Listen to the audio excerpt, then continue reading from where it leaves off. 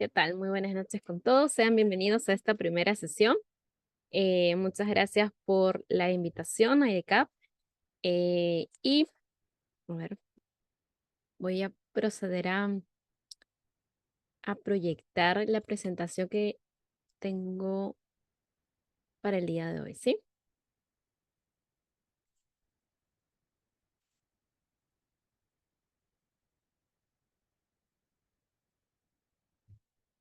Listo.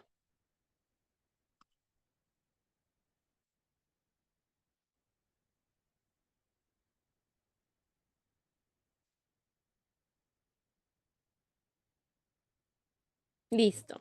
Entonces, bueno, vamos el día de hoy.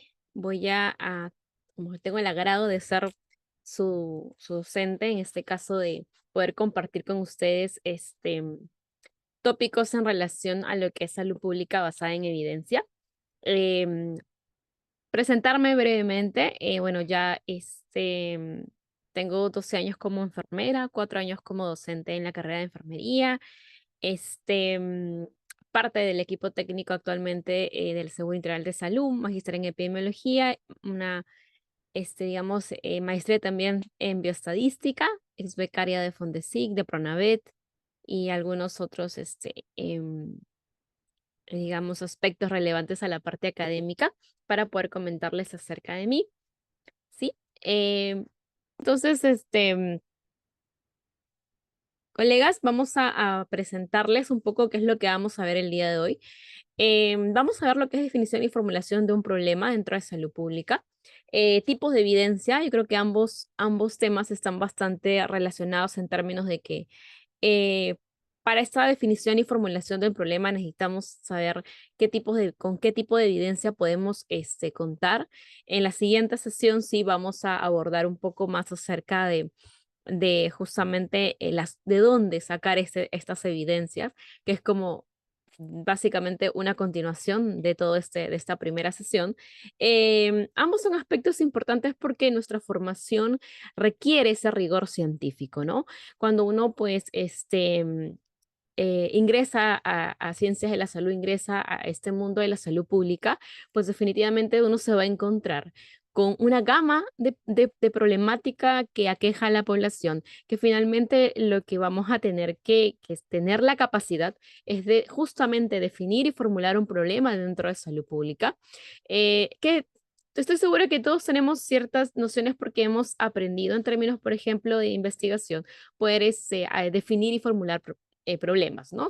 Sin embargo, vamos a un poquito a centrarnos propiamente en términos de salud pública, en términos más de entender que a nivel operativo vamos a buscar darle una solución tangible, ¿no? Más allá de recolectar información, más allá de sustentar, como en el caso de la investigación, sustentar, digamos, que exista o no exista relación, corroborar hipótesis en términos operativos de salud pública se tiene que traducir propiamente en la formulación de estrategias. ¿No? Estrategias inmediatas posterior a la identificación de las problemáticas dentro de una población, ¿correcto? En esos términos, vamos en la primera instancia a hacer mención de aquellas, digamos, de qué es un problema de salud pública, ¿no? Estoy segura que cuando uno ingresa propiamente a ejercer nuestra carrera, pues nos percatamos que hay mucha problemática en salud pública que nos podríamos tener o tenemos un campo de acción, ¿no? Como enfermería, eso es lo que particularmente a mí me agrada mucho, este campo tan variado y tan rico que tiene enfermería, porque cuando uno habla pues de sujeto y objeto, sujeto tenemos familia, persona, familia y comunidad, ¿no? Y cuando uno habla de objeto, ¿cuál es nuestro objeto propiamente? Como enfermería, pues obviamente hablamos del cuidado, ¿no? Y el cuidado es algo tan amplio, tan diverso y tan implícito en todo el curso de vida, y por tanto hace que justamente nuestra carrera sea tan relevante dentro del sistema sanitario, pero también tenga también este gran peso de responsabilidad en poder identificar estos problemas de salud pública, en poder dar respuesta a los problemas de salud pública. Somos definitivamente más allá de un simple eslabón dentro del sistema sanitario, somos un actor esencial, ¿no? Para justamente la identificación y la formulación de estrategias también, ¿no? Entonces necesitamos volver a retomar este concepto de que enfermería requiere colocar este rigor científico en cada una de las propuestas que puedan, digamos, emerger de ella, ¿no? Entonces, vamos a recordar o vamos a tratar de conceptualizar qué es un problema de salud pública. ¿Sí? Esa es la primera pregunta. Pueden responderlo en el chat. Recuerden que estamos en esta primera fase de, digamos, conocer aquellos saberes previos, cómo conceptualizamos una problemática en salud pública. Todavía en este proceso de aprendizajes, porque la idea es que cada uno de nosotros ingresamos a un curso con la finalidad de poder conocer más, ¿no? Hay cursos que de repente son como que desde cero. Estoy segura que esto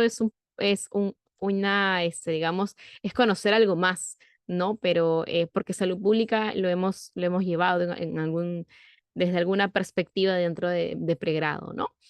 Pero el hecho es que podemos equivocarnos, todavía estamos en este proceso de aprendizaje, ¿no? Entonces, o podemos utilizar desde el chat, podemos hacer esa respuesta, o también podemos hacerlo desde aquí, desde el Padlet, que es el mismo Padlet que les estoy mandando varias veces, porque en realidad a veces algunos ingresan después y ya no les aparece, ¿no? Entonces, la primera pregunta es, ¿qué es un problema de salud pública? ¿Cómo entendemos, digamos, esta palabra problemática o problema de salud pública? Sí, con esa pregunta vamos a empezar. Igual siempre vamos a dar un lapso de 2 a 3 minutos para esta primera pregunta, ¿sí? Entonces esto como, ahí está, en términos de poder conocer qué es lo que al día de hoy, digamos, vamos reconociendo como un problema de salud pública.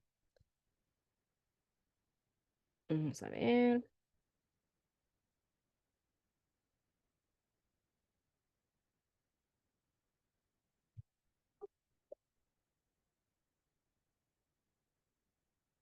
3 minutos.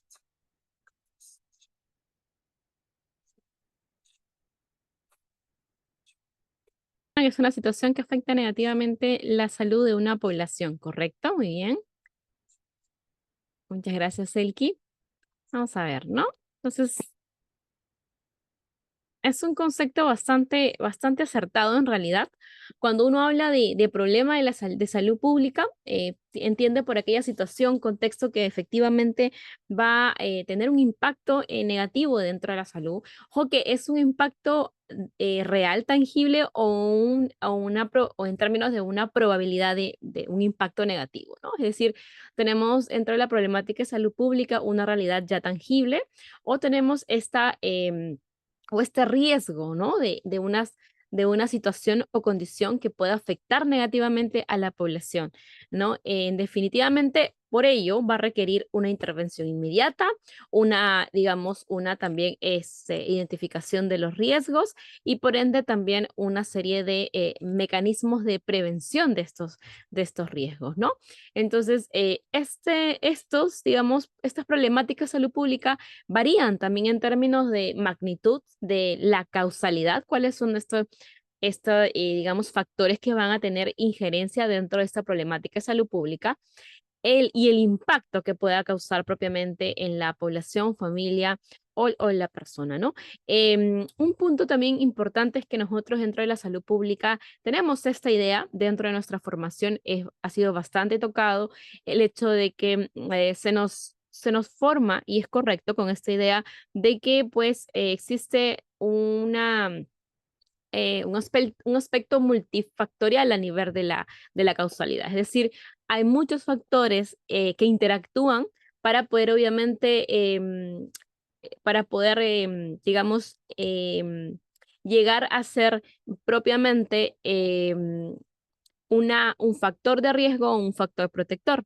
Entonces, en términos de que todos estos van a poder, digamos, ya tener una mayor injerencia dentro de la probabilidad o no de ocurrencia de digamos, de una patología, por ejemplo, o de algún evento, ¿no? Hablamos de eventos dentro de, como conceptualizándolo como problemática, como aquello que pueda afectar a la población, ¿no? Entonces, eso también es importante que en términos de la causalidad vamos a ver que cada problemática de salud pública tiene todo un abanico, de factores que van a interactuar y que justamente la conjunción de todos estos factores van a llevar a la probabilidad de ocurrencia de un determinado evento en términos de salud pública, ¿no? Entonces, conocemos de que no hay un solo factor que provoque un evento en específico, sino hay toda una gama de factores que van a tener implicancia. Ahí va un poco la razón por la cual abordar problemas de salud pública no termina siendo tan sencillo, ¿correcto? Cuando uno solamente conoce el concepto de salud, se puede percatar que hablamos de esta multidimensiones de la persona, que tiene que ver mucho con estos múltiples, digamos, determinantes sociales de la salud, ¿no? Entonces, que van a terminar teniendo un impacto propiamente y variando la probabilidad de ocurrencia de la salud y de la enfermedad, ¿correcto? Entonces, en esos términos, también la magnitud, ¿no? ¿A cuánto magnitud vamos a poder traducirlo un poco en términos de a quiénes afecta?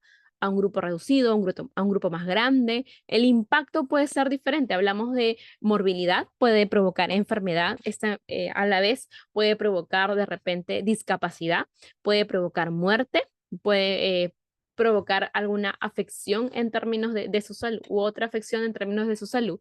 Entonces, todo ello tiene que ver, digamos, en esta variabilidad que pueden tener las problemáticas de salud pública.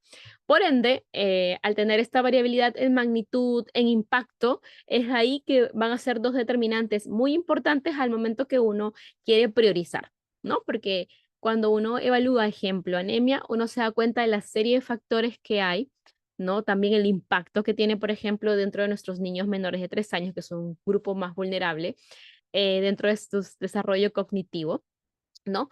En magnitud, sabemos que hoy es una problemática tangible en salud pública que afecta a muchos niños de nuestro país, ¿no? Podemos sacar muchas estadísticas que terminan siendo bastante, finalmente, alarmantes en términos de cada cuántos niños, ¿no? Están al día de hoy siendo afectados por esta problemática de salud pública que es la anemia, ¿no? Entonces, podemos básicamente por muchos aspectos, magnitud, impacto, poder priorizarlas, ¿no? Y por eso conocemos al día de hoy que las problemáticas de salud pública están relacionadas, por ejemplo, con anemia, con problemáticas en términos de enfermedades metaxénicas como dengue, por ejemplo.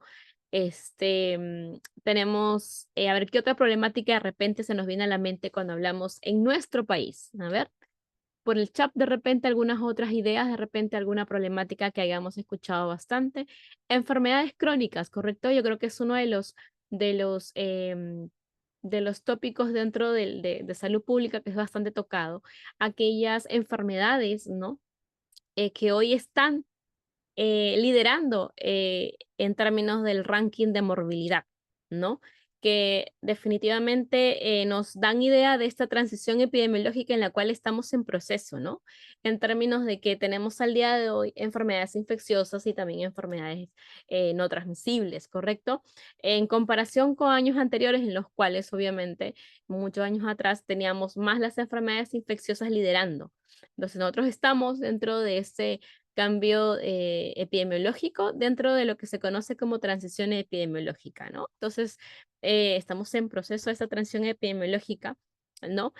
Por lo tanto, observamos que nuestro ranking de morbilidad, pues están ahí, ¿no? Ambas enfermedades dentro de este top de ranking de morbilidad, ¿no?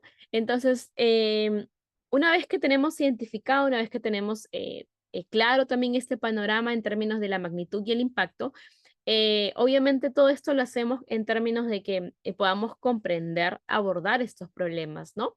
Sabemos lo complejo que pueden ser abordar problemáticas como la tuberculosis, como anemia, como las enfermedades no transmisibles, ¿no? Pero siempre va a ser la idea de poder mejorar la salud de la población y diseñar políticas y programas que respondan realmente a estas problemáticas desde la complejidad de estos determinantes que influyen en la aparición de estas mismas, ¿no?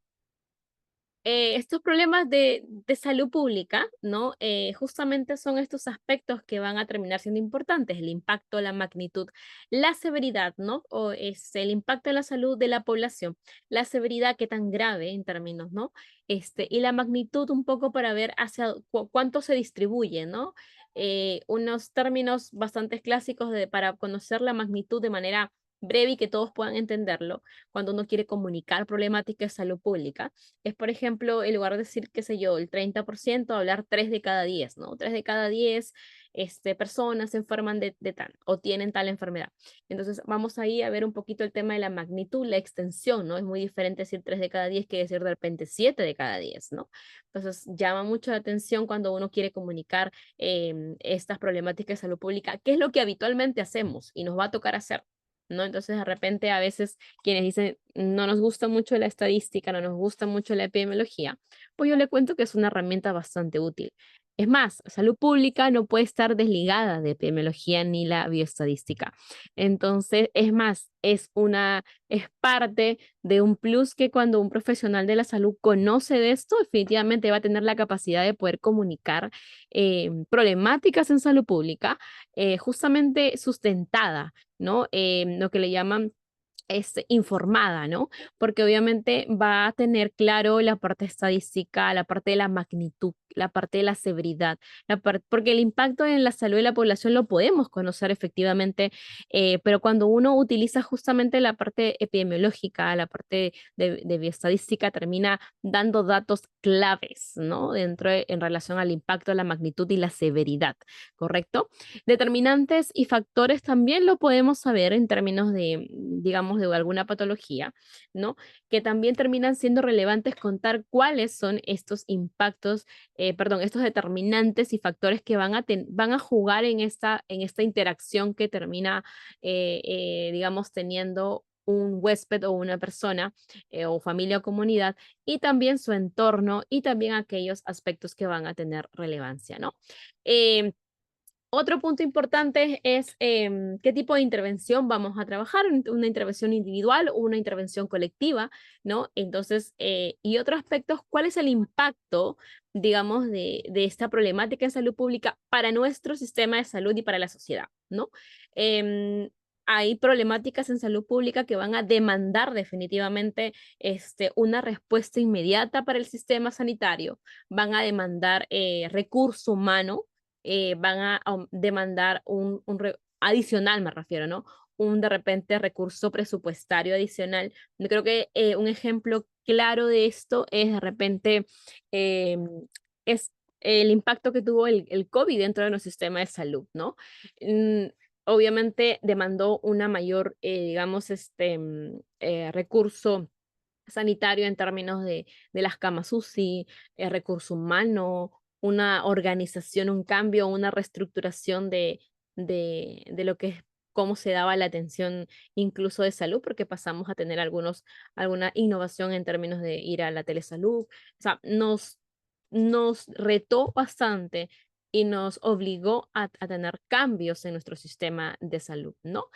Eh, por favor, en cualquier momento del desarrollo de la clase, ustedes pueden hacer, obviamente, consultas, aportes, digamos, en el chat, ¿sí? Entonces, ahí los animo a que puedan en cualquier momento, de repente, alguna duda o algún aporte o algún ejemplo que de repente calce con lo que estamos hablando, es perfecto y va a ser de utilidad, ¿sí?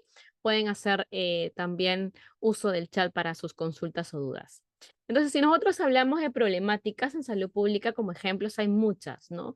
Lo que les mencionaba justamente es de repente el COVID, ¿no? Es una de las problemáticas de salud pública digamos que todos podemos de manera tangible, hemos vivido, digamos, todo lo que implicó para el sistema sanitario, el impacto que tuvo, aquella magnitud, severidad y cuáles fueron los determinantes que también tuvieron, digamos, o estuvieron implícitos dentro de lo que es el desarrollo del COVID, ¿no? Pero existen también otras problemáticas en salud pública. Vamos a ver como a nombrar una serie de quizás de patologías como COVID, VIH, tuberculosis, malaria, de tipo infecciosos, ¿no? Entonces, vamos a ver que también estas estrategias que voy a ir planteando para resolver estas problemáticas están relacionadas a estrategias de prevención y control a nivel poblacional, como vacunas, tratamiento, educación sanitaria, ¿no? En las enfermedades crónicas como diabetes tipo 2, cardiovasculares, enfermedades como cáncer, digamos ahí está más relacionado a la parte de la intervención, a programas de manejo de enfermedades, a cambios de estilo de vida, a políticas para reducir estos factores de riesgo, ¿no? Cuando hablamos de problemáticas a nivel ambiental, siendo uno de los componentes muy importantes el entorno para esta aparición o no incluso de otras patologías, cuando uno habla de problemáticas de salud pública puede hablar de contaminación del aire, del agua, el cambio climático, etcétera, ¿no? Las intervenciones van a tener más que ver con regulaciones ambientales, programas de limpieza, campañas de sensibilización acerca del cambio climático, de la contaminación de agua, aire, etcétera, ¿no? Entonces, vamos a ver que también cada problemática va a traer consigo también una serie de estrategias o una serie de abordaje para poder obviamente tener en consideración. ¿No? Entonces, cuando uno habla, por ejemplo, de las problemáticas de la salud pública, también hablamos de aquel abordaje de los determinantes sociales de la salud. Uno, digamos, de repente ya como problemática hablamos de esta desigualdad en salud, de este acceso ilimitado quizás a la atención médica. Entonces, ahí obviamente las soluciones van a estar más orientadas a políticas para mejorar el acceso a servicios de salud, reducir desigualdades económicas, ¿no?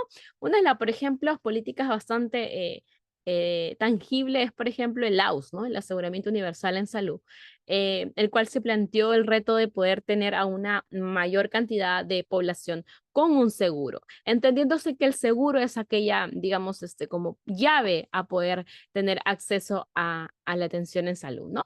El Aseguramiento Universal buscó, obviamente, que toda la población peruana tuviera un seguro, ¿no? Indistintamente de, digamos, su situación económica.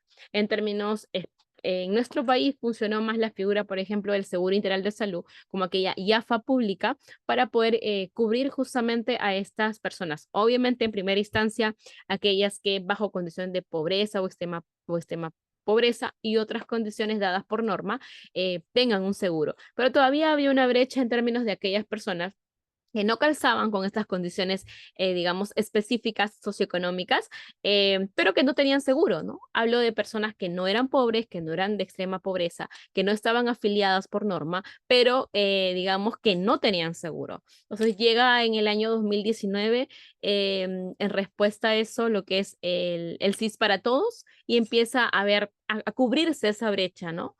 De, digamos, de personas con seguro. Y bueno, post-COVID todavía fue un esfuerzo sumado y además la continuidad de aquellas personas que ingresaron como CIS para todos, ¿no?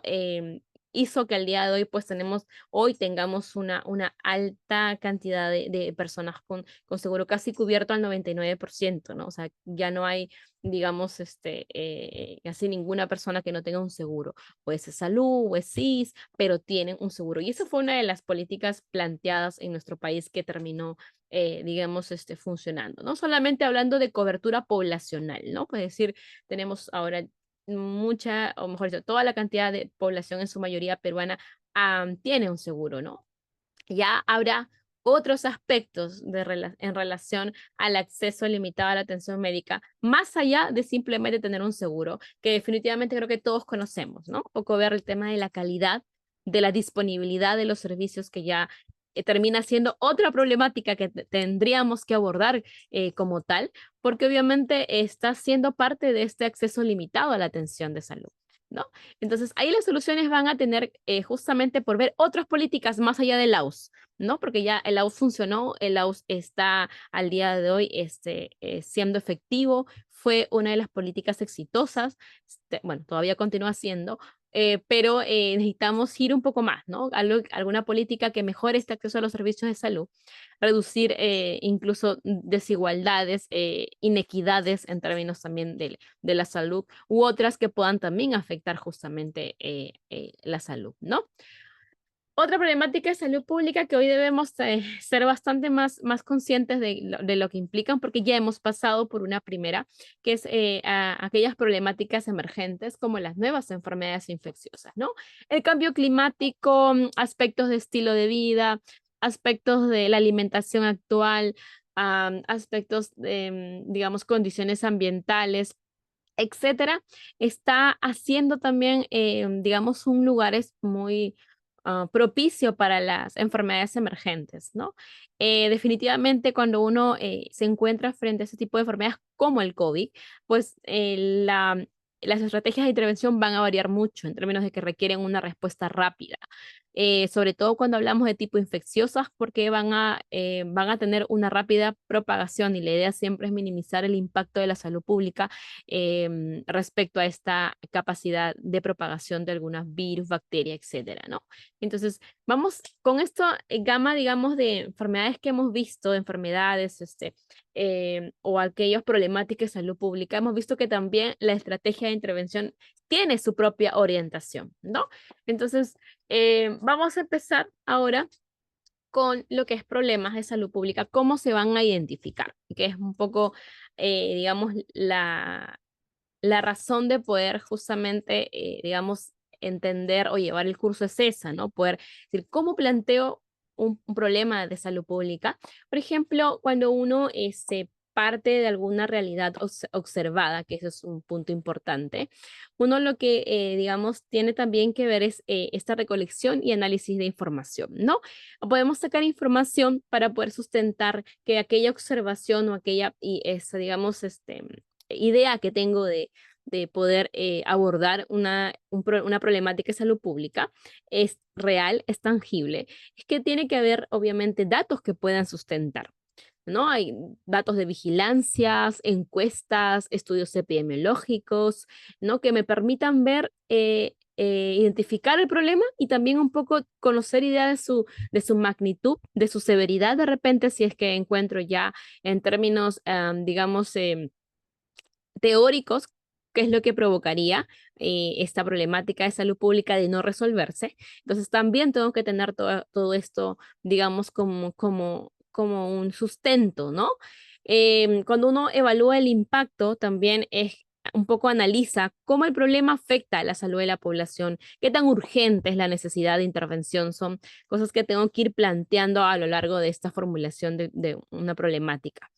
Revisar la evidencia definitivamente, además de recolectar datos locales de repente, tengo que también recolectar datos a nivel de país, a nivel internacional, conocer también, digamos, comprender más allá el problema, aquellos determinantes que tienen también importancia, ¿no? Consultar con expertos y con la comunidad termina siendo importante, ¿no? Al día de hoy siempre estamos hablando en salud de la importancia que tiene, en este caso, la persona, familia y o comunidad, ¿no? Digo estos tres sujetos porque son propios de nuestra carrera en el momento que uno que aborda cualquier problemática, ya sea a nivel individual o a nivel colectivo, como estamos viendo al día de hoy a nivel más colectivo. Es que hay que entender que requerimos, digamos, esta mirada multidisciplinaria. Cuando uno habla de salud pública, pues tiene que entender que tiene que tener también este abordaje multidisciplinario, intersectorial, porque como les mencionaba, los factores que van a tener injerencia dentro de la salud son muchos. Tenemos a educación, tenemos a economía, entonces por lo tanto necesitamos la participación de todos los sectores. Y cuando uno habla dentro de esta consulta de expertos, es justamente poder deliberar, ¿no? Esta problemática y los factores y la causalidad, entendiendo que va a requerir un abordaje intersectorial. Entonces, también incluso el análisis de esta problemática tiene que partir desde esta mirada intersectorial, desde esta mirada multidisciplinaria, ¿no? Van a buscarse opiniones de expertos en salud pública, desde diferentes sectores, desde diferentes profesiones, ¿no? Y un aspecto importante en términos de lo que hablamos siempre en nuestra carrera es la participación, ¿no? La participación comunitaria, la participación, digamos, en salud, es justo poder consultar a la población afectada para que ella también pueda identificar necesidades y prioridades. Tenemos al análisis situacional de salud, a la CIS, el cual detalla una metodología bastante interesante y bastante útil para poder obviamente justamente priorizar esas necesidades, en el cual la comunidad, en el cual actores relevantes de esa comunidad y el personal de salud liderando es quien, digamos, va a poder, bajo una metodología ya estandarizada que fue detallada en la metodología del análisis situacional de salud, vamos a encontrar ahí las pautas para poder obviamente priorizar necesidades, ¿no? Eso también es un sustento importante. Una vez que están priorizadas, podemos ya trabajar en la recolección y análisis de datos, la evaluación del impacto, en la revisión de evidencia, pero un punto importante es abordar toda esta gama de necesidades y lo que es su priorización, ¿no? Porque recuerden que ya dejamos la mirada mucho, esta mirada, digamos, muy patriarcal o de repente esta mirada muy horizontal cuando uno habla de salud pública, ¿no? Ya no es, digamos, yo como profesional de la salud termino decidiendo qué es importante para la comunidad y nada más. Hoy estamos en otra época, en una en la cual la participación social es sumamente relevante cuando hablamos de intervenciones a nivel colectivo. Así como a nivel individual, también a nivel colectivo no es ajeno, al contrario, con más razón se trabaja en términos de la participación social en la toma de decisiones digamos, de este abordaje comunitario, ¿no? Entonces, en todo el proceso, en la identificación de los problemas, en el planteamiento de las estrategias, es decir, en la resolución de la problemática, la comunidad tiene que participar, ¿no? Y hay diferentes, digamos, instrumentos que nos van a ayudar. Uno de ellos, les mencionaba, es el ASIS, el Análisis Situacional de Salud. Tiene una metodología específica para poder, en este caso, ayudarnos a ver cómo vamos a priorizar. Y una vez priorizados, vamos abordando cada uno de estas problemáticas, ¿no? Entonces, partimos siempre de una idea, que es nuestro punto de partida. Vamos a una ya ruta de investigación en el cual vamos a ver justamente las necesidades, experiencias individuales, colectivas. No vamos a ir a esta revisión de materiales, a ver diferentes fuentes, ¿no? Y vamos a tener justamente que esta inspiración e imaginación en la cual nos va dando un poco la idea cómo vamos a ir abordando representan una oportunidad, ¿no? Frente a una necesidad de cubrir, obviamente, huecos de conocimiento, ¿no? De conocimiento, de intervención, ¿no? Porque planteamos primero como un conocimiento, luego una conceptualización, vamos a tener esta necesidad de resolver esta problemática, ¿no? Y es por eso que estas ideas, digamos, con potencial para iniciar una investigación o una delimitación del problema de salud pública, van a ser obviamente tiene que ser algo estimulante para el investigador, tiene que ser novedosa, tiene que, digamos, resolver prácticamente problemáticas, ¿no?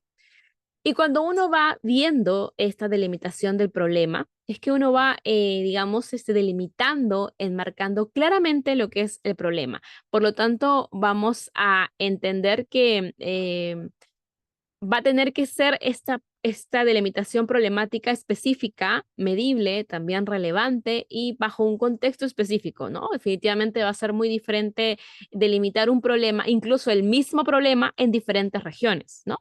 ¿A qué me refiero? De repente, dentro del problema que vamos a delimitar es la anemia, pero va a ser muy diferente el contexto específico.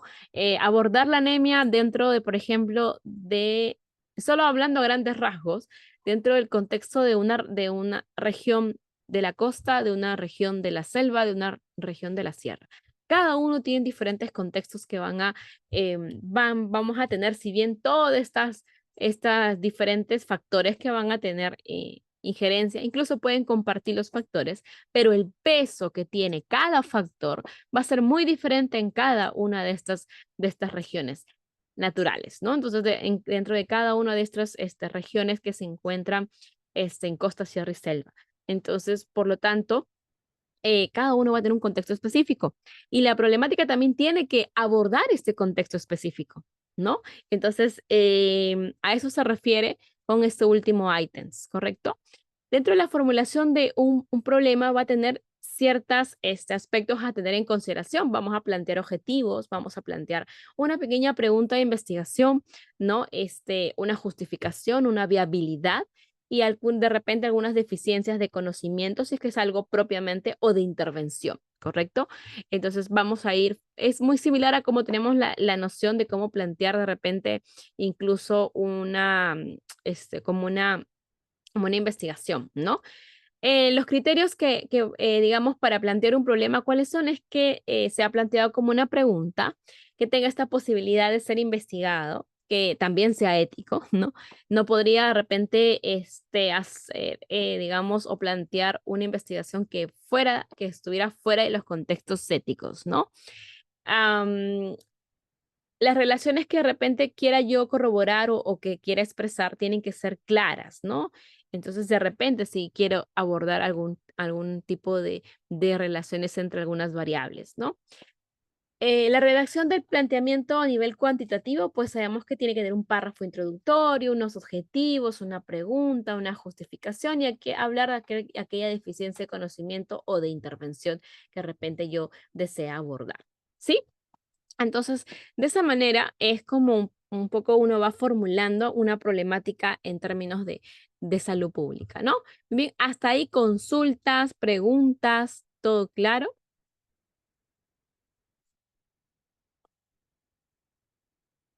¿Sí? ¿Todo claro hasta ahí? Por favor, por el chat, si pueden contestar de repente.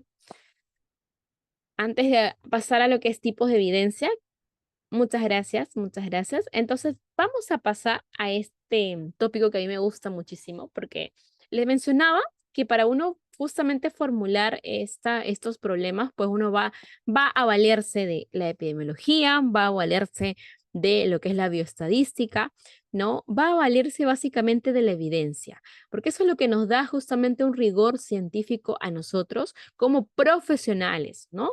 Entonces, las cosas van más allá para nosotros de poder realizarlo empíricamente, más allá de poder realizarlo por haber corroborado algo en una sola práctica, sino que nosotros tenemos que tener este rigor científico cuando queremos plantear, digamos, alguna intervención. Cada una de las intervenciones que nosotros realizamos, quizás no nos hemos percatado, pero tiene un sustento científico, ¿no? La dilución de un medicamento, de repente en 100 mililitros y no en 20 mililitros, tiene un sustento científico. Hay efectos, digamos, de este medicamento dentro del paciente. Hay una farmacocinética, una farmacodinámica que nosotros conocemos y por lo tanto vamos a realizar a nivel procedimental como enfermeros en específico, ¿no? Tener ciertos detalles a nivel procedimental, saber cómo, digamos, poder administrar un medicamento, poder realizar una intervención en específico, porque hay un sustento detrás, ¿no? Entonces, todo nuestro quehacer como enfermeros está basado en evidencia, quizás no nos hemos percatado o no hemos sido tan conscientes de ello, pero eso es algo que debemos mantener en todo nuestro quehacer, no solamente de repente procedimientos específicos característicos de nosotros como la administración de los medicamentos, sino también en cada uno de nuestro quehacer, incluso para cuando uno trabaja en términos de salud pública, ya como intervenciones a nivel colectivo, ¿no? Entonces, tenemos tipos de evidencia. Antes de pasar a determinar cuáles son estos tipos de evidencia que podemos utilizar para poder sustentar esta formulación de problemas en salud pública, vamos primero a responder esta pregunta, que es, ¿leyó usted algún artículo sobre la patología de sus pacientes en la última semana? La pregunta que es un poquito más reflexiva, ¿no? Es un poco más como, a ver, percatarnos qué tanto nosotros estamos habituados a poder leer artículos, a poder buscar evidencia sobre aquellos, de repente acá habla un poco más de patologías, si nosotros trabajamos a nivel asistencial, pues deberíamos, digamos, conocer qué patologías son las más prevalentes de repente dentro de un servicio. Y por ende, la consulta va acá si usted leyó algún artículo sobre esas patologías o sobre alguna problemática que se le presentó en el trabajo y que usted habitualmente aborda. Si no es la resolución si no es el tratamiento, la rehabilitación de un paciente, de repente es la prevención. De repente es la promoción de la salud para aquellos quienes trabajan de repente en la parte comunitaria. ¿Han leído esta semana, solo esta semana, estamos hoy día miércoles de repente, incluso ya, desde el miércoles pasado, ¿han leído algún artículo sobre las patologías, sobre aquellas problemáticas de salud pública que ustedes aborden como profesionales de la salud? Y digo, hay muchas porque tenemos variedad de repente de personas que trabajan a nivel asistencial, a nivel comunitario, etcétera, ¿no? ¿Han leído alguno? ¿Sí o no? A ver, por el chat de repente, ¿sí? Sí, no, con toda la sinceridad, ¿sí? Vamos a ver para que puedan dar respuesta a esa pregunta, sí, no. Es solamente colocar en el chat sí o no, nada más. A ver, con toda la sinceridad. Si no han leído, de repente también es válido, porque es un punto, digamos, de reflexión, que esa es la idea que sea la pregunta. La pregunta no es evaluatoria, la pregunta es de reflexión. Ok, si de repente, muy bien, gracias, Ana. Entonces, el resto quizás que no lo quiere colocar. Entonces, solamente respondámonos a nosotros mismos y nos vamos a percatar ahí, ¿no? Digamos, ese punto de reflexión. Uy, no, ok. Entonces, por qué parto de esta pregunta?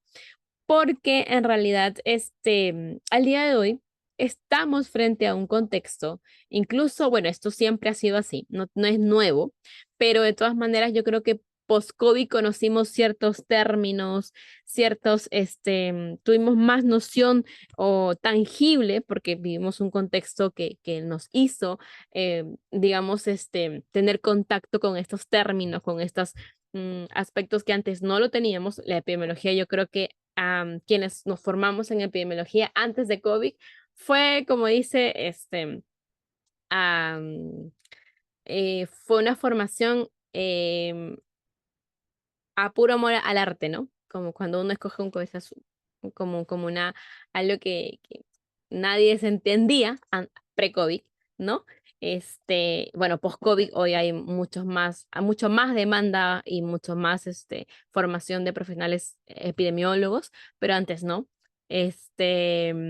Quienes conocíamos estos términos, digamos, antes de COVID ha sido más sencillo. Pero lo que me gusta mucho a mí es que al día de hoy ya no es algunos conceptos son propios de alguien que estudia epidemiología. Considero siempre que epidemiología y estadística, salud pública son, digamos, tópicos que deben manejar todos los profesionales de la salud. ¿Por qué? Porque estamos inmersos hoy en otra realidad. Hoy estamos inmersos en esta realidad en la cual las farmacéuticas, pues, digamos, elaboran más medicamentos, hay patologías, digamos, que hoy se están convirtiendo en un reto para la salud pública, hablo de las enfermedades crónicas, específicamente diabetes, hipertensión, en su abordaje, en términos de magnitud, hablamos de cáncer, por ejemplo, no tenemos, digamos, tenemos números de cáncer, de casos de cáncer oncológicos que antes no teníamos, y por eso yo creo que hay un reto bastante importante en términos de, de tratamiento, ¿no? De prevención, promoción, de recuperación, y por lo tanto, al aumentar estas tecnologías sanitarias que van a aparecer, tecnologías sanitarias me refiero a medicamentos, procedimientos, dispositivos médicos que aparecen en la industria frente a problemáticas, hasta frente a la demanda creciente de problemáticas en salud pública, de patologías, ¿no? De intervenciones. Entonces, por lo tanto, las tecnologías están, como dice, ¿no? Siempre en aumento frente a esta gran demanda que antes como país y como todos los países no lo teníamos.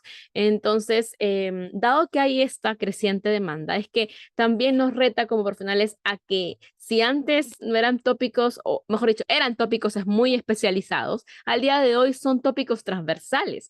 son tópicos que, digamos, deben ser tocados a lo largo de toda nuestra carrera, sin necesidad de alguna especialización, o me refiero que sin necesidad de ser algo exclusivo de alguien, ¿no?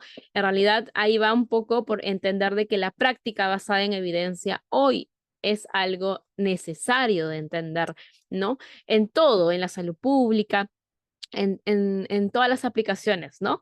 Esto de basado en evidencia aparece en sí en el 92, pero ya es Cochrane, digamos que en el año 72, 20 años antes, que habla un poco de efectividad, de eficiencia, reflexiones. Él habla esto acerca en una publicación de reflexiones aleatorias en los servicios de salud, ¿no? Entonces, ya cuando nace esta efectividad, de eficiencia, empiezan a hacer justamente esto basado en evidencia, ¿no? El año 92. Entonces ya nos quita un poco esta práctica ortodoxa, ¿no? Sino nos da justamente la noción de que nuestros quehacer de los profesionales de la salud tiene que estar basado en la evidencia, en pruebas científicas, ¿correcto? Y ahí aparece pues la medicina basada en evidencia, que en este caso tiene más que ver con el uso consciente de las investigaciones en la aplicación de la medicina. Y también aparece enfermería basada en evidencia, que tiene que ver con, digamos, integrar avances científicos y garantizar la calidad de atención. Nos habla un poco de promover en términos de un juicio más crítico, ¿no? Unas habilidades más, digamos, críticas al momento de poder, digamos, quiere decir un poco como más analizar, ¿no? Toda esta toma de decisiones desde un aspecto más crítico, es decir, más concienzudo, más pensante, ¿no? Y obviamente tiene que ver con poder acceder a investigaciones relevantes, poder crear también estudios o investigaciones que puedan terminar siendo avances científicos en relación al cuidado, porque obviamente nuestro quehacer es abordar esta complejidad del cuidado de un paciente, ¿no? Entonces, ¿cuál será la diferencia entre enfermería basada en la evidencia y medicina basada en la evidencia? A ver, vamos a irnos esa es la pregunta, ¿cuál es la diferencia entre enfermería basada en evidencia y medicina basada en evidencia?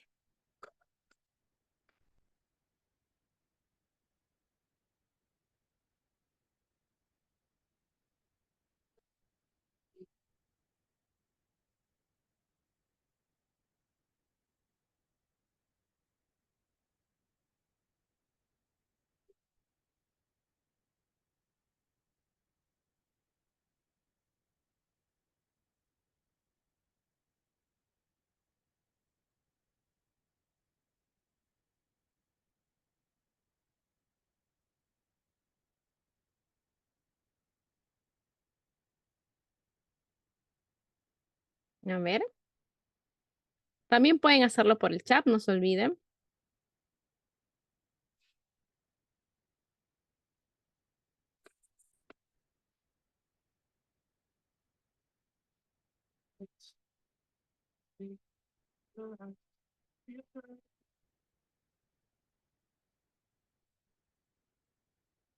Voy a pasar la pregunta por el chat.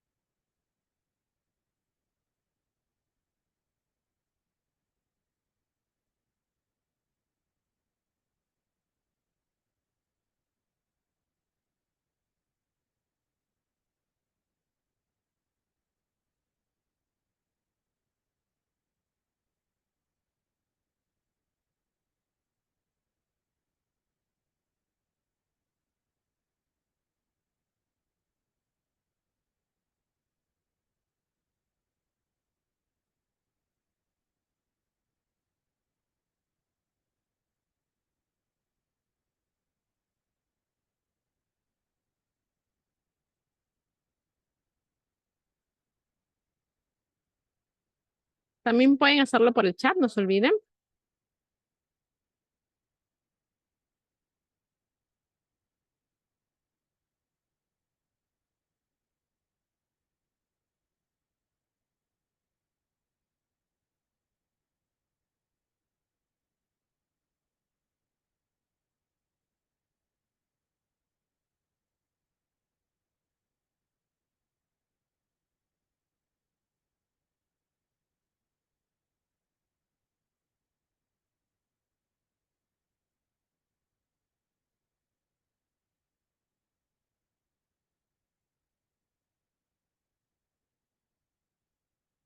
Muy bien.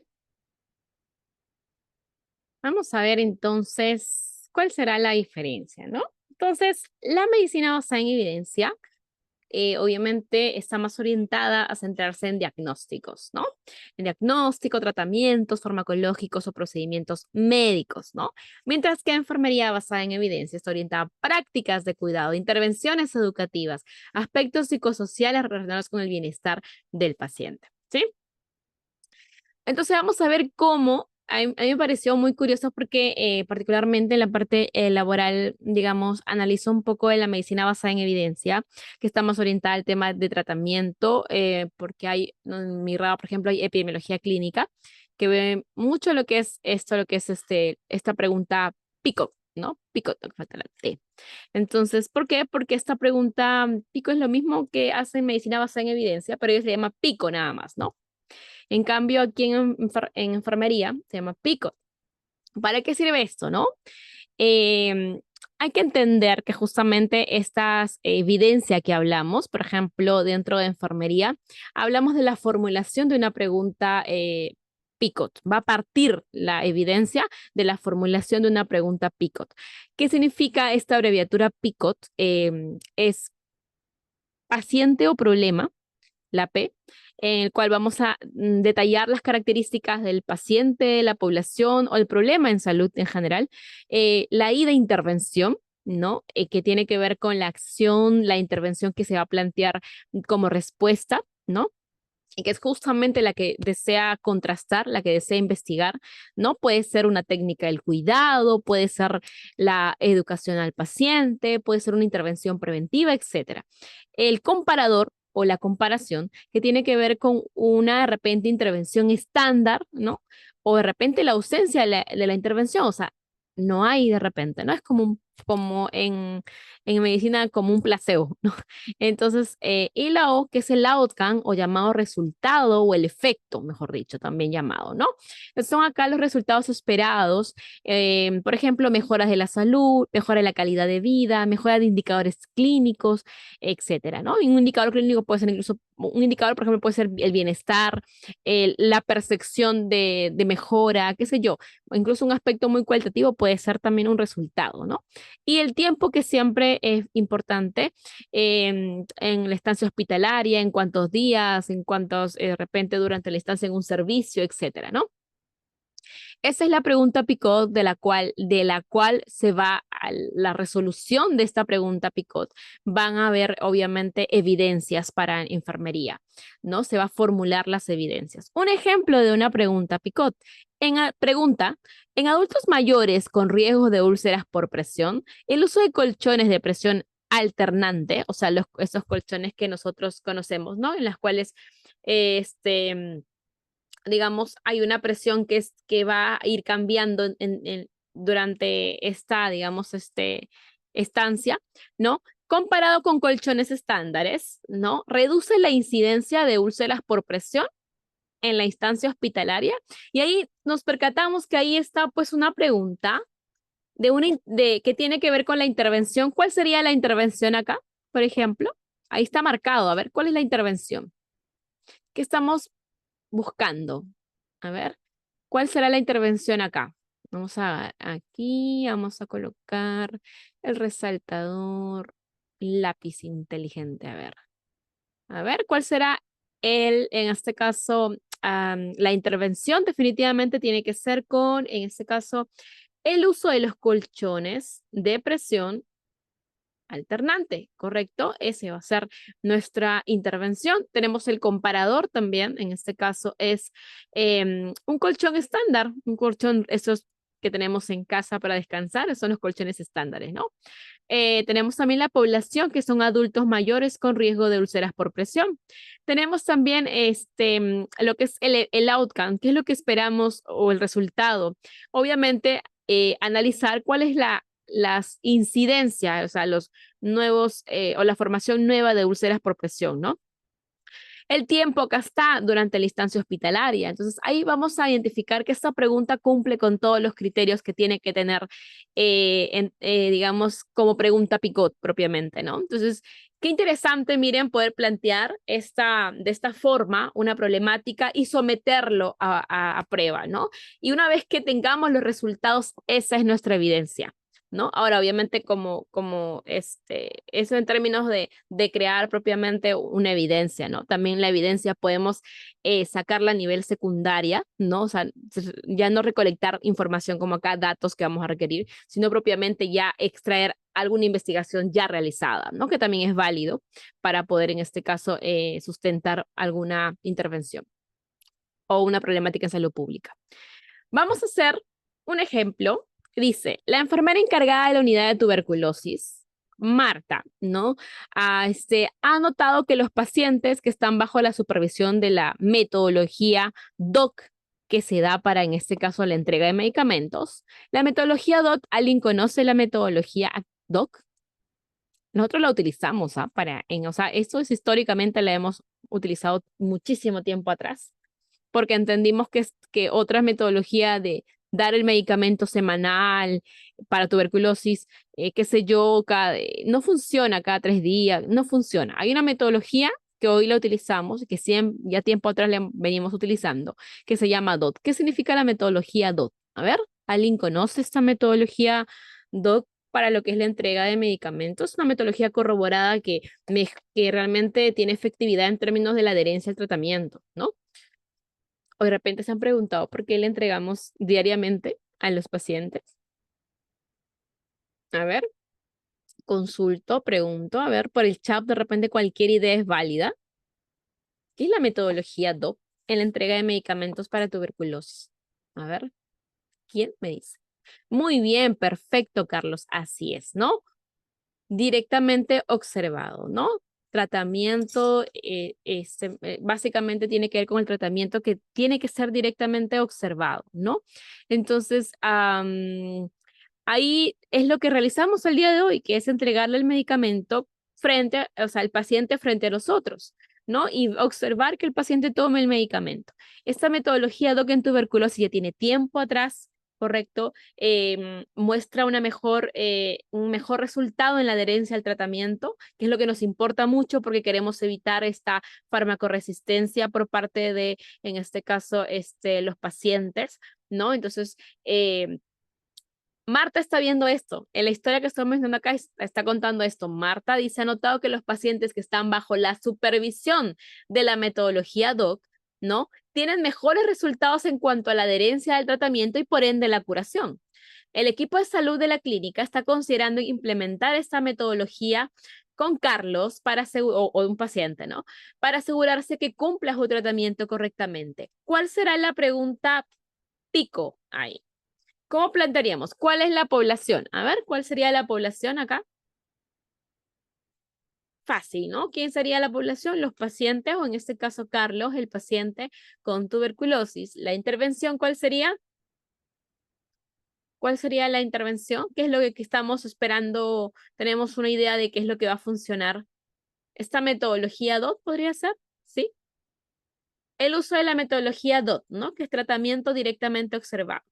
El comparador o la comparación es el tratamiento no observado, tratamiento estándar que nos observa directamente. El resultado o el outcome es el cumplimiento del tratamiento, la adherencia, la tasa de cura más alta, ¿no? Y el tiempo durante el periodo de tratamiento estándar para tuberculosis, que suelen ser en este caso los 6 mesecitos. Entonces, ¿cuál será la pregunta de investigación? En pacientes con tuberculosis, miren cómo en todo ese trayecto se identifica todos los ámbitos PICO. En pacientes con tuberculosis, cómo el uso de la metodología DOT en comparación con el tratamiento estándar sin observación directa afecta el cumplimiento del tratamiento y las tasas de curación durante un periodo de 6 meses. Sí, ¿no? Ahí tiene todos los componentes de una pregunta PICOT para enfermería, ¿no? Entonces nos vamos dando cuenta de toda esta posibilidad de cómo formular una pregunta. Obviamente ya cuando esta es la pregunta, pero previamente tengo que haber sustentado de repente por qué trabajé con los pacientes con tuberculosis, por qué las estrategias de las metodologías abordadas para la entrega de medicamentos será importante. El sustento va a ser obviamente la farmacoresistencia que existe tangiblemente, ¿no? Las problemáticas de repente que hoy se conoce acerca de esta adherencia al tratamiento, ¿no? Y voy formulando en la parte anterior y termino con mi, en este caso, pregunta picot, ¿no? Muy bien. ¿Cuáles son los componentes ahora de esta práctica basada en evidencia? Ya no hablamos, ¿no? Solo de medicina, sino práctica en general, porque tanto medicina como enfermería tenemos esta capacidad de poder sustentar nuestro quehacer en términos científicos. Uno es la evidencia, ¿no? La base es la evidencia. Obtener, digamos, estas investigaciones científicas rigurosas, ¿no? Especialmente tomar ensayos clínicos aleatorizados, revisiones sistemáticas, etcétera. Evaluar la evidencia de manera crítica, evaluar su validez, su impacto, si es aplicable en la práctica clínica, ¿no? Entonces, la experiencia clínica, también la experiencia, el juicio clínico del profesional son esenciales para poder interpretar la evidencia. En cada contexto, porque cada paciente es un mundo, ¿no? Un mundo particular. Entonces, la medicina, la enfermería basada en evidencia reconoce la importancia de la habilidad y el conocimiento clínico en la toma de decisiones. Los valores y preferencias del paciente, ojo, para la medicina basada en evidencia, para la enfermería basada en evidencia, el centro de todo es el paciente, ¿correcto? Entonces hay que también entender que él tiene que ser partícipe de la toma de decisiones, ¿no? De estas prácticas, ¿no? Tanto para medicina como para enfermería. Las decisiones deben reflejar los valores, preferencias del paciente, ¿no? Asegurar que realmente la atención se personalice también bajo sus necesidades, bajo sus deseos, ¿no?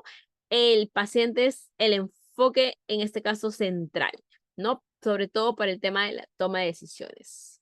Muy bien. Y pues ahora sí, entendiendo un poco cómo se va a formular esta evidencia, vamos a especificar que existen tipos de evidencia.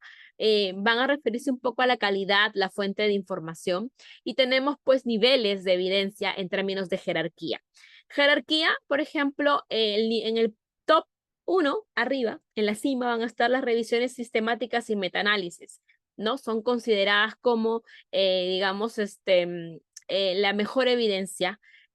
Acá un poco tiene que ver con tipo los estudios epidemiológicos se pueden utilizar para yo sustentar, ¿no? Entonces, otro es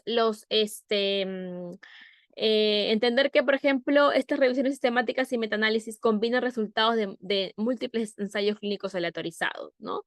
El nivel 2 están formulados por estos ensayos clínicos aleatorizados, pero a nivel individual, ¿no? Ya que son estudios experimentales. Son ideales para evaluar la efectividad de intervenciones específicas. Ejemplo, de repente tengo un grupo que voy a corroborar, por ejemplo, la metodología DOC y tengo un grupo cuando años atrás, digamos, se fue formulando o se quedó con con la metodología DOC es porque hubo como esta idea, ¿no?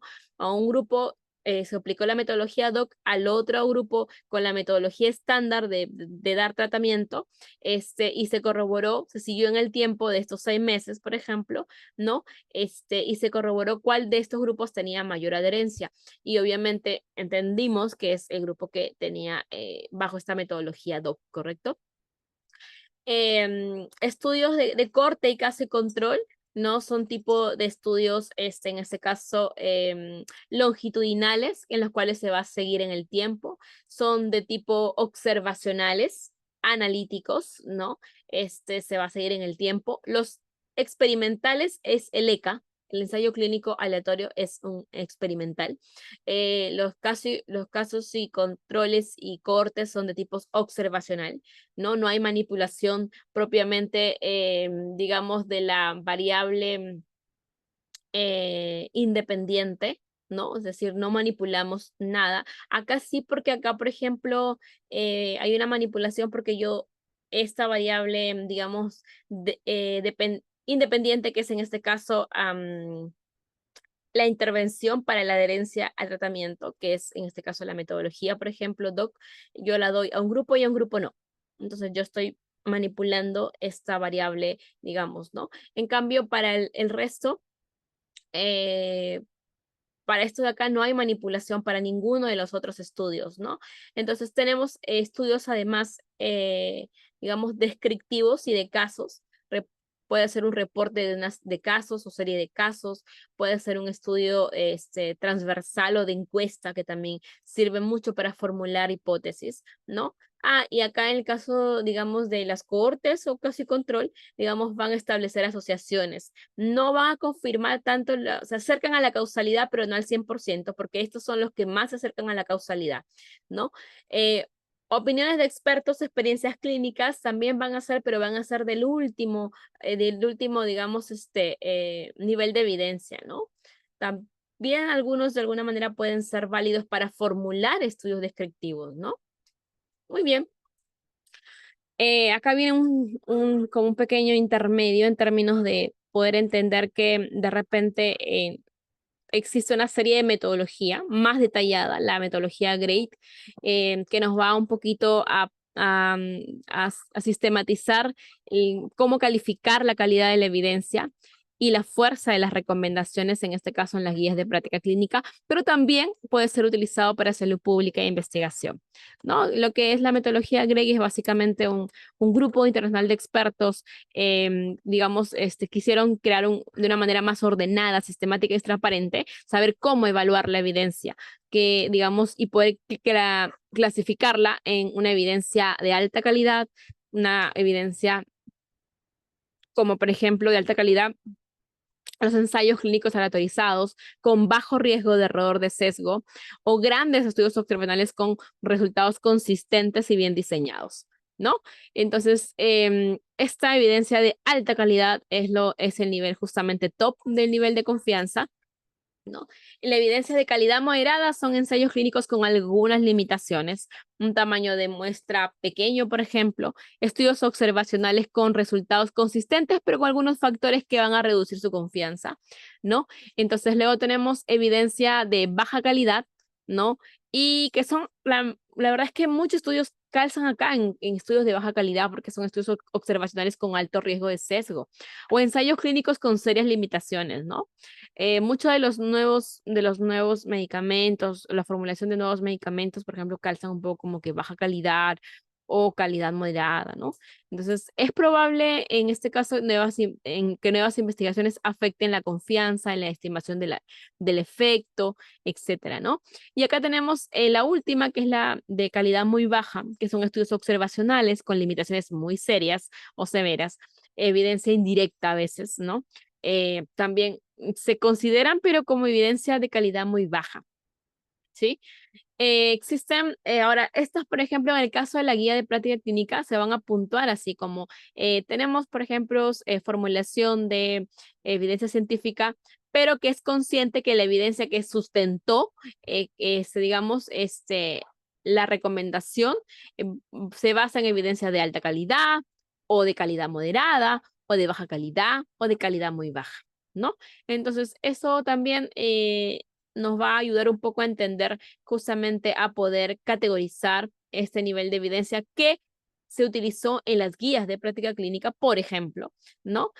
Si no es una formulación de una problemática en salud pública, también, por ejemplo, las guías de práctica clínica terminan siendo una evidencia que tiene un nivel digamos, de calidad en términos de cómo se presenta como evidencia, ¿no?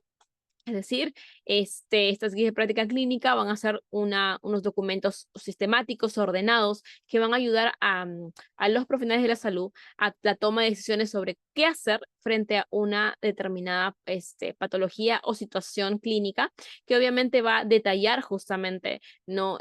Todos estos aspectos de qué decisiones se va a tomar a nivel sanitario, ¿no? Estas guías van a ser también una revisión exhaustiva de la evidencia científica y como tal, obviamente, van a justamente por eso tener estos tipos esta calificación de la evidencia, ¿no? Estas guías, por ejemplo, de práctica clínica van a justamente digamos, es evidencia basada en diferentes investigaciones, en otras guías de práctica clínica a nivel internacional, ¿no? Cuando uno ve una guía de práctica clínica, se va a dar cuenta en detalle de muchos aspectos que se van a detallar y que son de utilidad para el ejercicio clínico, ¿no? Un ratito voy a pasar acá para que ustedes puedan ver dónde está acá, ¿no? Acá tenemos repositorios en nuestro país de utilidad en la cual vamos a encontrar diferentes guías de práctica clínica. Voy a ingresar a este de acá, que es este, acá, ajá, ¿no? Para que ustedes puedan visualizar. Me preguntarán de repente si no lo han visto, dirán, ¿no? Que, a ver, está demorando un poquito.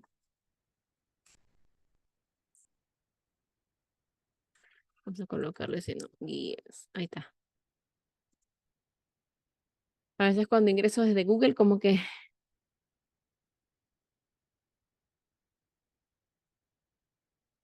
ya, no, el segundo es. Ah, no, no, no. A ver, me dice acá. Sí, este es, ¿no? Sí, listo. Ajá. Entonces, vamos a ver, ¿no? ¿Cómo usar tus guías? Acá hay guías de práctica clínica. Vamos a ver del primer nivel, ¿no? Hay guías de práctica clínica para el primer nivel de atención. Vamos a ver, ¿alguno de su interés? A ver qué puedan leer acá. Vamos, por ejemplo, a mm, episodio depresivo leve. Hay una guía de práctica clínica del 2019. Vamos a ver, descargar versión artículo. Hay una versión extensa. Ujú.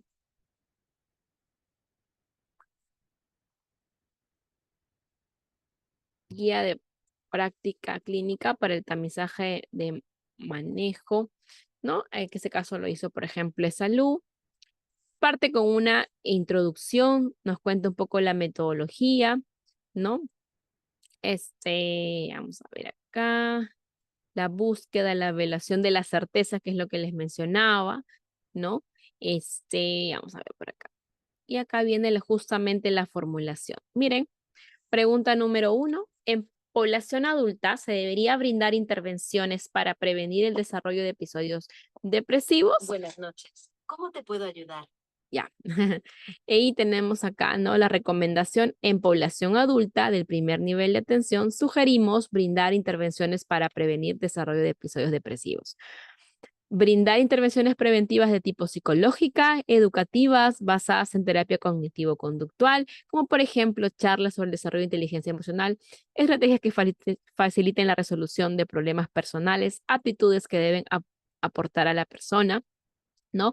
Brindar intervenciones preventivas tipo psicológicas, ¿no? Hay una serie de recomendaciones, obviamente todas estas de acá, recomendaciones y puntos de buena práctica clínica están basadas en evidencia, en una serie de búsquedas de información, búsquedas de estudios científicos que han sido buscados de manera ordenada y sistemática, que responden a una pregunta, ¿no? Entonces, en cada uno, en este caso, tenemos diferentes preguntas que han sido formuladas y que luego, en base a esta búsqueda de información que se realizó, es que se sustentó justamente también las respuestas, ¿no? Entonces, había otra pregunta. ¿En población adulta se debería realizar el tamizaje en episodios depresivos durante la consulta en el primer nivel de atención? Y las respuestas son: en grupos prioritarios que acuden a consulta en el primer nivel de atención, recomendamos realizar el tamizaje de episodio depresivo. Los grupos prioritarios a considerar son adultos mayores, pacientes con enfermedades crónicas, mujeres en periodo de periparto, ¿no? En grupos prioritarios que acuden a consulta en el primer nivel de atención, utilizar, incluso nos dicen qué instrumento vamos a utilizar, el PHQ, ¿no? Para realizar el tamizaje de episodio depresivo. Considerar como positivo cuando se obtenga un puntaje mayor o igual a 10. Grupos prioritarios que acuden a consulta en el primer nivel, Cualquier personal de salud que tenga la oportunidad de atender al paciente podrá realizar el tamizaje de episodio depresivo. En grupos prioritarios que acuden a consulta en el primer nivel de atención, con tamizaje positivo, confirmar el episodio depresivo con los criterios de diagnóstico CIE-10. Es decir, acá tiene que ir ya la parte, obviamente, del médico, ¿no? Porque va a haber digamos, requiere estos criterios de diagnóstico de CIE-10 que lo maneja la parte médica, ¿no?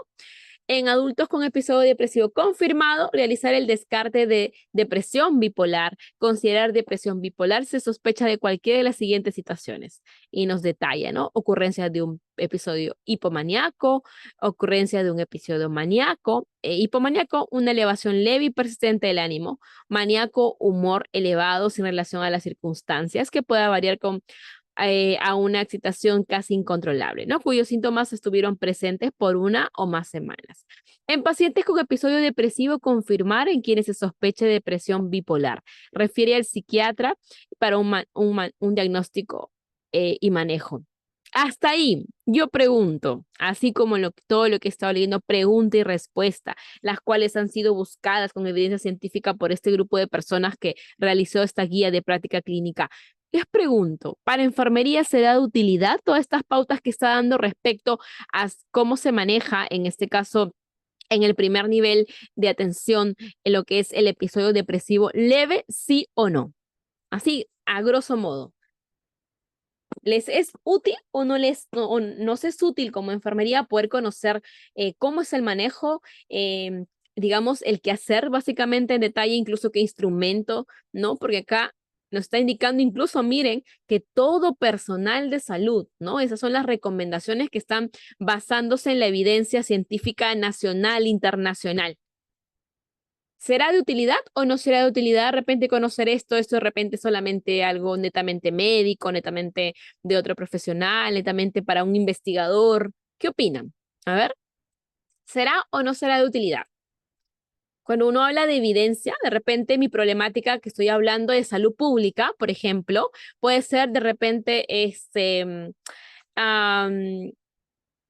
un diagnóstico, digamos, no dado de manera, por ejemplo, mi problemática puede ser relacionado al episodio depresivo, ¿no? Entonces yo voy a abordar cuál es la problemática dentro de este gran ítem de episodios depresivos. De repente la problemática está que en el primer nivel de atención no está funcionando como lo que es la contención propiamente en términos de salud pública, ¿no? Entonces, de repente, ¿qué es lo que está faltando ahí? ¿Cuál es la mirada a nivel preventivo promocional? Estas pautas como mencionaba acá, ¿no? Estas pautas de que el primer nivel de atención esté orientado en grupos vulnerables, esté de repente abordando o no. Tendríamos que preguntarnos si está realizando intervenciones preventivas de tipo psicológicas y educativas, ¿no? ¿Qué tópicos está tomando? Yo tendría que analizar todo esto y mi sustento va a ser, ¿no? De repente puedo formular el problema indicando que el primer nivel no está dando respuesta. Sin embargo, la guía de práctica clínica para el tamizaje y manejo del episodio depresivo leve sustenta que el primer nivel es un eje importante dentro de este abordaje del episodio depresivo leve, ¿no? En el cual en el primer nivel se debe realizar tales intervenciones, debe participar todo el personal de salud, no es exclusivo de los psicólogos, etcétera, ¿no? Debe, por ejemplo, manejarse grupos vulnerables, priorizarse grupos vulnerables, ¿correcto? Voy encontrando sustento que vaya narrando esta problemática de salud pública o dónde está de repente ese cuello de botella que estoy teniendo dentro de la problemática de salud pública. Entonces, si ustedes se percatan realmente esta guía de práctica clínica, a veces pensamos que las guías de práctica clínica solamente son para a nivel médico y sin embargo son de utilidad para todos los profesionales que estamos inmersos dentro del cuidado de la atención. Y todos tenemos un rol dentro del cuidado de la atención, ¿no? No hay un rol, digamos, exclusivo, ¿no? En términos de que cada uno dentro de sus funciones aporta finalmente a la resolución de un caso, ¿no? Es decir, de un paciente. Entonces, si ustedes se percatan, definitivamente conocer qué instrumento voy a utilizar, lo cual lo dice acá, el PHQ nos dice cuándo derivar, cuándo es un puntaje elevado que tiene o que necesita una corroboración de un diagnóstico ya a nivel de CIE 10, ¿no? Todo eso detalle, que obviamente es valiosísima información para todos los profesionales de la salud, va a tener dentro de lo que es la guía de práctica clínica, ¿no? Ahí hemos leído dos preguntas. Miren, otra pregunta, en pacientes adultos con episodio depresivo leve, ¿qué terapia se debería brindar como manejo inicial? ¿Terapia farmacológica o psicoterapia? ¿No? Entonces, sugerimos brindar psicoterapia y o farmacoterapia como manejo inicial, teniendo en cuenta la existencia de algunas contraindicaciones para el uso de las terapias, las preferencias del paciente y la disponibilidad de los recursos humanos y logísticos, ¿no? Entonces, pregunta 4, en pacientes adultos con episodio depresivo leve, en los que se opte por iniciar el manejo con psicoterapia, ¿qué psicoterapia se debe utilizar? ¿No? Interesante, ¿no? En pacientes adultos con episodio depresivo leve, en los que se opte por iniciar con el manejo con psicoterapia, recomendamos prescribir terapia cognitivo-conductual, ¿no? En pacientes adultos con episodio depresivo leve, en los que se opte por iniciar la psicoterapia, sugerimos prescribir terapia de resolución de problemas cuando no esté disponible la terapia cognitivo-conductual. También tenemos cuál es la segunda opción después de esta terapia cognitivo-conductual. En pacientes con episodios depresivos leve, en los que se opte por iniciar el manejo con psicoterapia, considerar el uso de otras psicoterapias. ¿Cuáles otras? Activación conductual, terapia psicodinámica, interpersonal, solo como un complemento de las terapias cognitivo-conductual o terapias de resolución de problemas. Miren que nuestro gol estándar acá obviamente es terapia cognitivo-conductual seguido de terapia de resolución de problemas. El resto son un complemento, ¿no? Miren qué interesante. Por ejemplo, de vital utilidad aquellos profesionales de la salud, colegas que trabajan a nivel de salud mental, de los centros comunitarios de salud mental, o que también trabajan brindando orientación. Y yo creo que en general, porque recuerden que estamos a cargo de cursos de vida a nivel transversal, como por ejemplo adolescente, joven, adulto mayor, qué importante es conocer cuál es el proceder, ¿no? Entonces, las guías de práctica clínica, cuando no es tan detallado de repente dentro de alguna normativa de curso de vida, pues voy a ir a las guías de práctica clínica. Además, hay que tener en consideración que muchas guías de práctica clínica de repente están saliendo posterior a la norma. Tenemos a veces normativas que están un poco, ¿no?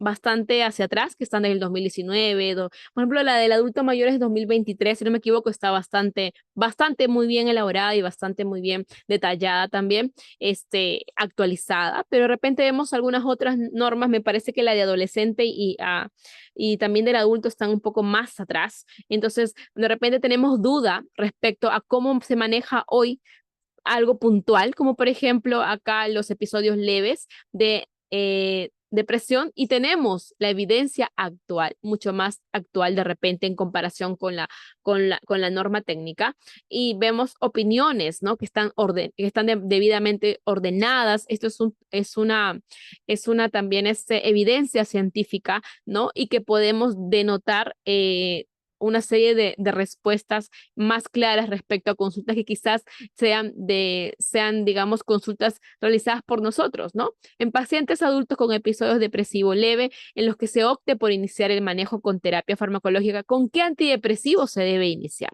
Y acá tenemos, por ejemplo, los inhibidores selectivos de la recaptación de serotonina, ¿no? Y así, la otra pregunta, en pacientes adultos con episodio depresivo leve, ¿se debería indicar realizar ejercicio físico? Yo sé que por ahí todos nos hemos preguntado esto, ¿no? De repente quizás sí, quizás no, quizás repetimos mucho no, acá solamente psicoterapia y fármaco. Pero hoy, miren, menciona, ¿no? Y acá nos dice, recomendamos indicar la realización de ejercicio físico, ¿no? Ahora, la pregunta, ¿y cuánto? ¿No? Caminar, trotar o correr durante 30 minutos 3 veces por la semana. De acuerdo con la condición física del paciente, va obviamente caminar, trotar o correr. En pacientes con episodio también depresivo leve, la actividad física se prescribirá como un complemento de la terapia farmacológica o psicoterapia. Es muy claro en decir que no reemplaza, ¿no? Sino que obviamente es un complemento, ¿no? Entonces, qué interesante resultan siendo las guías de práctica clínica, que a veces, repito, no están orientadas a un grupo específico de profesionales. Yo creo que cuando uno ve el cuidado como tiene que ser de una manera integral, se percata que estamos inmersos diferentes profesionales y las guías de práctica clínica van a brindarnos respuestas que muchas veces nosotros nos hemos planteado, pero la diferencia es que no es una respuesta como muy particular, muy mía, muy de un doctor, muy de una enfermera, muy particular de un grupo, no, sino que acá tenemos claro que se da de una manera ordenada, basada en evidencia, que mide la certeza de la evidencia, que mide la fuerza de la recomendación, ¿no? Entonces, cuando uno habla de fuerza de recomendación, habla, por ejemplo, se recomienda, es una recomendación fuerte, porque hay una evidencia, obviamente, que la va a sustentar, ¿no? Digamos, considera que todos o casi todos los profesionales que revisan la evidencia disponible sugerirían esta recomendación. En la formulación de la recomendación se usa el término se recomienda. En cambio, cuando hay una recomendación condicional, es como que se sugiere. Esto quiere decir que los profesionales que revisan la evidencia, que han hecho esto de acá, sugerirían esta recomendación, pero un grupo de profesionales podría optar por no aplicarlas. Y como ahí está, digamos, estas dos opciones, ¿no? De repente no la recomendarían en una población particular, siempre que sea justificado, se dice se sugiere, ¿no? O sea, hay dos posibilidades de hablar. Se recomienda y se sugiere, de repente no es lo mismo en este tipo de guías de práctica clínica. También tenemos certeza de evidencia alta, moderada, baja y muy baja, ¿no? Entonces también terminan siendo, digamos, cada una de estas preguntas evaluadas con todo ello, ¿no? Y por ahí va un poco la importancia de este tipo de estudios, ¿no? Que terminan basándose en evidencia, que es lo que tanto queremos en este caso apostar como profesionales, ¿no? Muy bien, entonces esas guías de práctica clínica, ya saben, ustedes tienen dudas respecto a cómo es el abordaje de alguna problemática en salud pública, o alguna patología en específico, porque también podemos abordarla como tal, pueden ir a estos tipos de documentos que constituyen parte de la evidencia, además de todos los otros documentos que se van a encontrar, digamos, disponibles como evidencia científica, ¿no? Estas guías de práctica clínica, pues como hemos visto, por ejemplo, están basándose en evidencia, que ven la calidad de la evidencia, ¿no? Van a hacer recomendaciones, ¿no? También diferentes tipos de recomendaciones considerando la calidad de la evidencia, ¿no? Estas recomendaciones son muy estructuradas, claras sobre un diagnóstico, tratamiento, prevención y manejo de enfermedades, ¿no? La idea es que puedan ser aplicadas justamente las recomendaciones en la práctica clínica y ayude a que tanto por ejemplo, cada uno de ustedes atienda a un paciente de una manera estándar y que no de repente haya variabilidad que tenga implicancia en la calidad de atención que reciba, ¿no? Entonces, es estandarizar cómo vamos a atender un paciente que tenga ciertos criterios, ¿no? Entonces, si tengo un paciente A, la idea es que todos los profesionales que lo atiendan, ¿no? Digamos, lo atiendan con el mismo rigor basado en evidencia, que en este caso para ello aparecen las guías de práctica clínica. Entonces, las guías son estructuradas por obviamente expertos clínicos, epidemiólogos, investigadores, ¿no? Incluso pueden participar pacientes. Entonces, por ahí va un poco la importancia de su utilidad. Entonces, implica una revisión por pares, una actualización, que eso es lo más importante, que a veces estas guías de práctica clínica avanzan más que muchas de las normativas que a veces son, por ejemplo, por curso de vida, ¿no? Y que tenemos algunas que están un poco más atrás, ¿no? O sea, un poco más, digamos, em, quedaron antes del 2020, incluso algunas. Entonces, si tenemos duda cómo abordar dentro del curso de vida, por ejemplo, de joven, lo que es el episodio depresivos, tenemos guías de práctica clínica. Hay que ver si el Ministerio de Salud no tiene alguna normativa que nos dé más detalle, podemos hacer uso también de guías de práctica clínica a nivel nacional, ¿no? ¿Cuáles son los objetivos principales de estas guías de práctica clínica que nos hemos percatado? Es obviamente mejorar la calidad de atención, garantizar que todos los pacientes reciban la misma atención con la misma calidad de evidencia, es decir, con una con procedimientos estandarizados, con pautas estandarizadas, que obviamente están basadas en evidencia, ¿no? Eso es lo importante y que lo reciba un paciente que va a cualquier profesional de la salud. Independiente de quién sea el profesional, tiene que recibir obviamente la misma calidad, en este caso, de atención, y eso nos permite las guías de práctica clínica. Reducir justamente esa variabilidad, ¿no? Si un paciente, si un profesional de repente, digamos, no se adhiere a esta guía de práctica clínica, el paciente va a encontrar que de repente el profesional A atiende mejor que el B o que funcionó mejor esta recuperación o se dio más rápido esta recuperación. ¿Por qué? Por esta variabilidad en la práctica clínica. La idea es que se estandarice las prácticas clínicas entre los diferentes profesionales, ¿no? Promover seguridad del paciente, obviamente cuando uno sustenta realmente, digamos, en evidencia, uno mejora resultados, evita riesgos también que puedan suscitar dentro de la práctica clínica.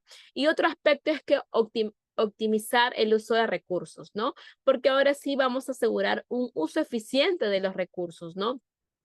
Este es un ejemplo, de repente un poco más que habla de psicoterapia. Hay guías de práctica clínica que hablan un poco a nivel procedimental, ¿no? Qué cosas va a recetar o no un médico, ¿no? Por ejemplo, y ahí nos va a ayudar como sistema de salud a que no se estén realizando pruebas de manera innecesaria, a que no se esté, digamos, manipulando al paciente tampoco de manera innecesaria, ¿no? Nos da una serie de pautas para la parte médica, para la que también necesitamos nosotros conocer en términos de saber si dice que se administra tal medicamento, para nosotros tiene que traducirse en cómo vamos a administrar ese medicamento, digamos, qué consideraciones en la administración del medicamento debemos tener, ¿no? Entonces, esto también es importante, por eso estar actualizados con las guías de práctica clínica, digamos, que suelen aparecer, como les digo, incluso a manera posterior, muchas veces de lo que aparecen estas pautas normativas por parte del Ministerio de Salud, ¿no? Estas guías de prácticas clínicas son realizadas también por profesionales, digamos, incluso de diferentes instancias, el Ministerio de Salud, ¿no? Cuando uno ingresa, por ejemplo, a la página que hemos visto, ¿no? Hay una serie de guías de práctica clínica, ¿no? Que podemos encontrar para diferentes aspectos, nutrición, odontología, psiquiatría, ¿no? Reumatología, etcétera, ¿no? En el primer nivel de atención tenemos estos tipos de patologías, ¿no? Por ejemplo, para cáncer, vamos a entrar, por ejemplo, a, a lo quizás, cáncer de mama. Acá tenemos uno justo bastante reciente, ¿no? En el cual vamos a poder, descargar versión corta, y acá tenemos una versión corta de diagnóstico y estadiaje en el primer nivel de atención acerca de, por ejemplo, cáncer de mama, ¿no? Uy, se puede cargar. Entonces la extensión extensa, vamos a ver, ahí está, ahí está. Ahí ya salió. Esta versión resumida que, por ejemplo, fue realizada por el INS. Yo recuerdo que había incluso uno acerca del DOC que ha salido en tuberculosis por el INS recientemente, publicada. Vamos a ver, creo que por acá está.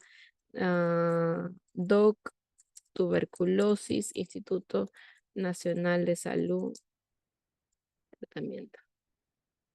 Parece que vi justo este año ha salido, si no me equivoco, ahora en enero, febrero, vi uno. Ay, acá no salió bien. Y ahora sí. Ahí también hay una evidencia interesante. Salió 2025, salió. Parece interesante porque yo siempre lo citaba como ejemplo en muchas de las ponencias y de repente salió el documento, ¿no? O sale como DOPS.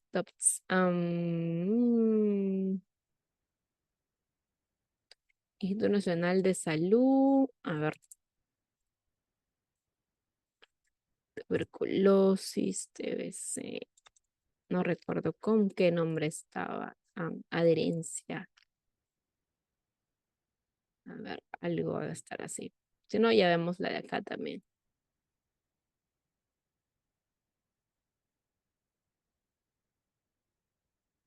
No, no parece. Bueno, entonces, por ejemplo, el de acá, ¿no? Ahí está. Acá aparecen las preguntas, ¿no? En una mujer con hallazgos sugestivos de cáncer de mama, ¿se debería realizar una mamografía 2D en combinación con una ultrasonografía en comparación con una mamografía 2D sola? ¿No? Acá están preguntando en una mujer con hallazgos sugestivos de cáncer, ¿hago una mamografía más una ultrasonografía o solo una mamografía?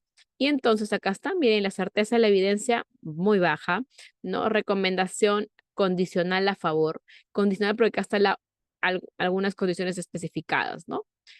Acá nos dice, sugerimos realizar mamografía 2D en combinación con ultrasonografía. Y acá nos da una consideración adicional.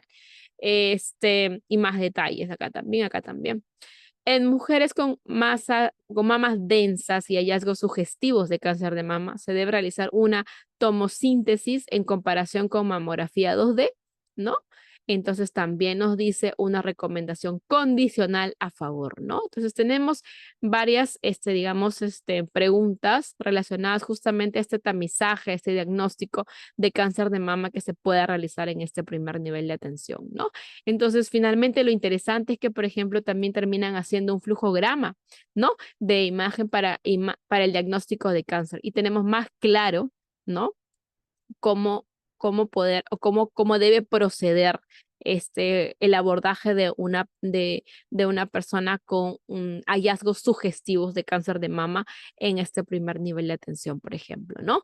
Entonces, de esa manera, si estás de manera clara, sistemática, el proceder, ¿no? En este caso, de todos los profesionales de la salud que están inmersos dentro del cuidado, dentro del manejo digamos, de una persona, familia y o comunidad, ¿no?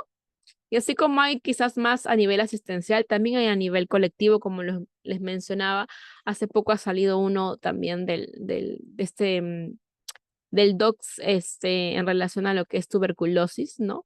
Eh, una evidencia también que resultó bastante interesante, ¿no?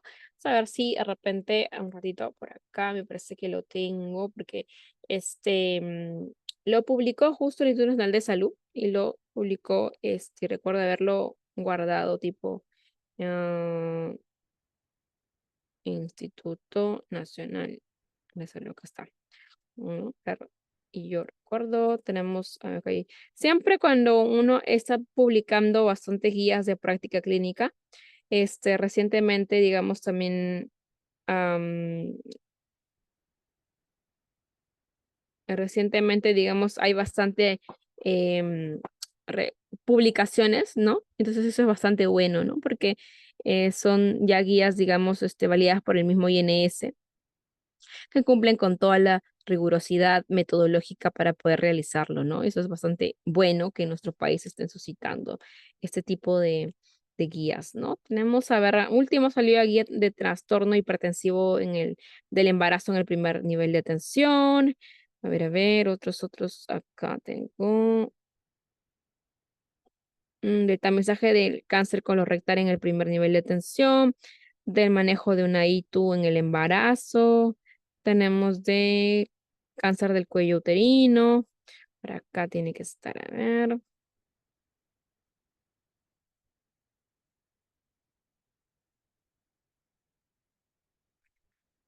Mm, mm, mm. Salió un poco como en febrero, marzo, más o menos, lo que está cargando. Ahora sí, más rápido carga así.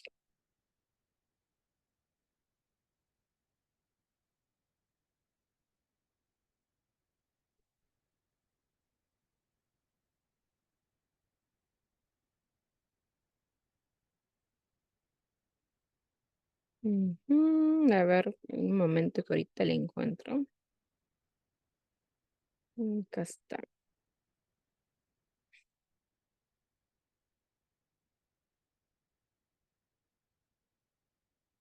Tratamiento para leucemia también es otra guía práctica clínica que recientemente ha salido. Tenemos, a ver, otra. Este no, este de acá sí ya.